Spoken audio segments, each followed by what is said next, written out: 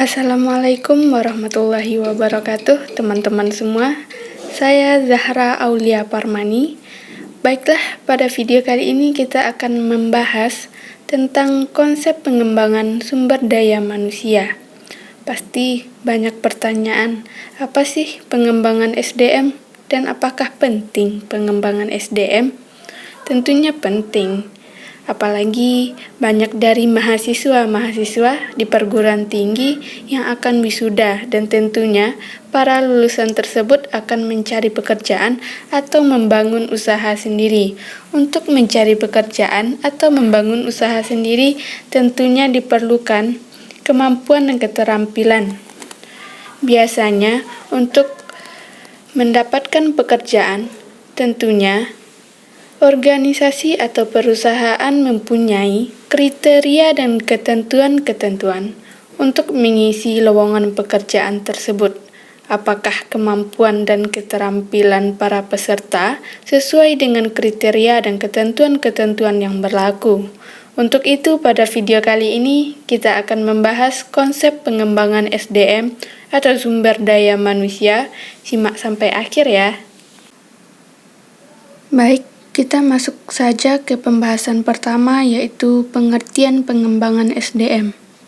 Menurut Krismiyati, pengembangan sumber daya manusia merupakan seperangkat aktivitas yang dilakukan secara sistematis dan terencana yang dengan sadar dirancang guna memberikan fasilitas kepada pegawai di dalam suatu perusahaan dengan kecakapan yang dibutuhkan untuk memenuhi tuntutan pekerjaan, baik pada saat ini maupun di masa yang akan datang.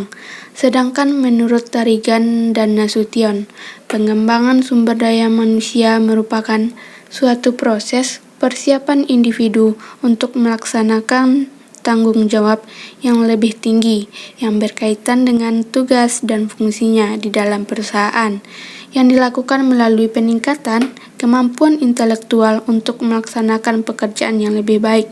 Dari pengertian tersebut dapat kita simpulkan bahwasannya pengembangan SDM sumber daya manusia adalah serangkaian upaya yang dilakukan oleh sebuah organisasi atau perusahaan untuk meningkatkan kualitas dan kompetensi sumber daya manusia yang dimilikinya. Selanjutnya yaitu tujuan pengembangan SDM. Apa sih tujuan pengembangan SDM itu? Program pelatihan dan pengembangan sumber daya manusia ditujukan untuk meningkatkan keterampilan karyawan dan mencapai kinerja yang optimal. Tujuan program pelatihan dan pengembangan harus ditetapkan secara terukur. Selain itu, bertujuan untuk menghasilkan sumber daya manusia yang memiliki pengetahuan, keterampilan, dan sikap yang sesuai dengan kebutuhan, serta mampu beradaptasi dengan perubahan lingkungan, dan juga meliputi kemampuan dalam mengambil keputusan, memecahkan masalah, dan berkomunikasi dengan baik.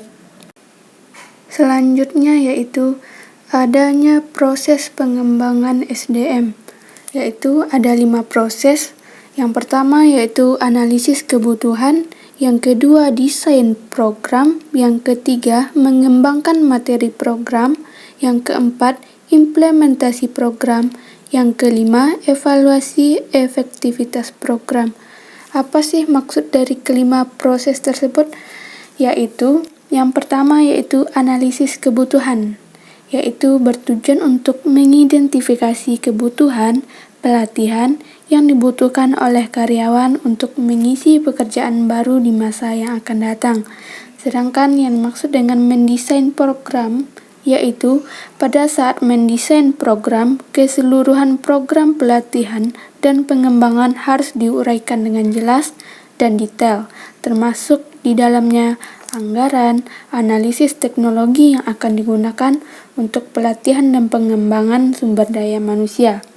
Selanjutnya yaitu pengembangan materi program, yaitu metode apa yang akan digunakan dan materi apakah yang akan diberikan pada saat pelatihan dan pengembangan. Selanjutnya yaitu implementasi program. Metode yang dapat digunakan dalam pelatihan dan pengembangan karyawan yaitu yang pertama pelatihan on the job, yang kedua pelatihan magang, pembelajaran informal, kuliah, pelatihan berbasis komputer. Evaluasi efektivitas program yaitu dapat dilakukan melalui penilaian terhadap reaksi, belajar, perilaku, dan hasil. Selanjutnya yaitu konteks pengembangan SDM. Karyawan baru yang masuk ke perusahaan pasti akan mendapatkan orientasi dari perusahaan. Akan tetapi, orientasi tidak memberikan hasil yang maksimal meskipun telah diberikan secara lengkap dan diberikan dalam waktu yang lama. Dengan bertambahnya tugas dan pekerjaan baru serta perubahan lingkungan, pada akhirnya menuntut keterampilan baru dari setiap karyawan tentunya. Pelatihan dan pengembangan dibutuhkan tidak hanya untuk memenuhi kebutuhan atau tuntutan pekerjaan saja, tetapi juga untuk mengatasi masalah, baik yang berkaitan dengan keusangan karyawan, perubahan sosial dan teknik, turnover karyawan, dan sebagai tindakan afirmatif lainnya. Nah, pembahasan yang terakhir yaitu studi kasus pengembangan SDM atau biasa disebut dengan contoh pengembangan SDM. Apa sih contohnya? Contohnya yaitu sebuah perusahaan adalah perusahaan teknologi informasi yang ingin mengembangkan keterampilan dan kemampuan karyawannya agar dapat memenuhi permintaan pasar yang terus berkembang. Perusahaan memutuskan untuk memulai program pelatihan internal untuk karyawan yang membutuhkan pengembangan keterampilan baru. Program pelatihan dilakukan secara berkala dan disesuaikan dengan kebutuhan perusahaan dan pasar.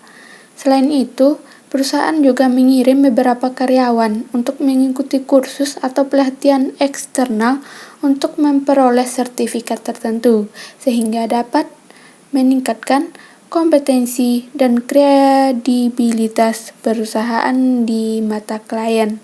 Hasil dari program pelatihan dan pengembangan SDM ini adalah peningkatan kualitas layanan dan produk serta peningkatan kepuasan pelanggan. Baik, terima kasih yang sudah menonton video ini sampai akhir. Semoga materi yang dibahas pada video kali ini dapat bermanfaat dan juga dapat dipahami. Terima kasih dan sampai jumpa kembali. Wassalamualaikum warahmatullahi wabarakatuh.